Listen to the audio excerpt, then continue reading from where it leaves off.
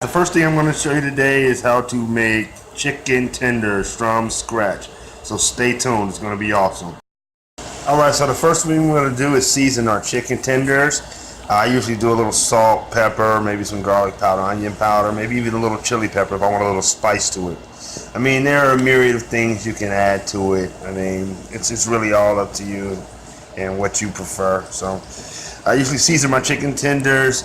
I'll season my flour and my egg wash, okay? Because I want to make sure there are layers of flavor going all through this when it's done, okay? So, go ahead. We're going to sprinkle some salt, some pepper, all our other seasonings on there. And then we're going to take our chicken tenders. We're going to transplant them over into this bowl here. So, we're going to get them well coated with some flour, but we definitely want to make sure we shake off the excess. We want to make sure we shake off the excess.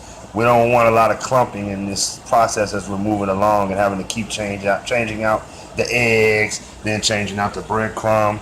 So, you know, after we shake off the excess, go ahead and dip that chicken tender into the egg wash, all right? Making sure, once again, shaking off the excess of that as well. So then at that point, I'm move it over into the mixture of the breadcrumbs, okay? Want to make sure we get a nice coating on that on all sides of the chicken so that when we fry it up, there are no spots, you know what I mean, that are not covered, making the product, the finished product, look kind of janky, all right? So we're going to get that nice and coated, okay? All right. So at that point, so we know we've got a nice coating on there, and we know that our oil is to the proper temperature, which is generally going to be around 350, maybe 375. I like to do mine somewhere between 350 and 375, you know. So we're going to take our chicken tenders at that point. Of course, gently lay them into the hot oil. Want to make sure you don't splash yourself, trying to move too quickly. So that looks to be a pretty good temperature for that oil to be on. We definitely got a lot of rapid movement as soon as we drop these chicken tenders in there, okay?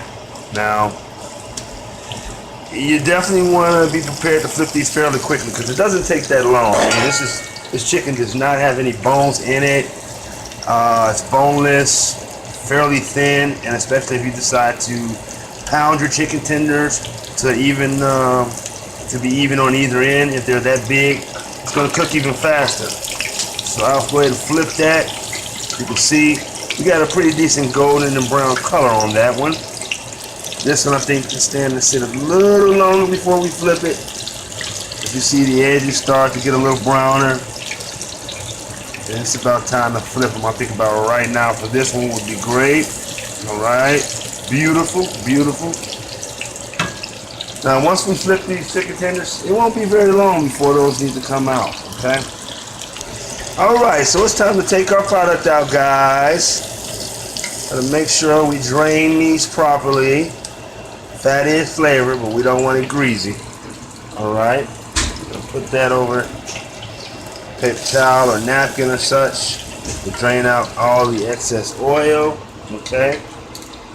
And after all that excess oil is drained off, you have your finished product looking nice and beautiful.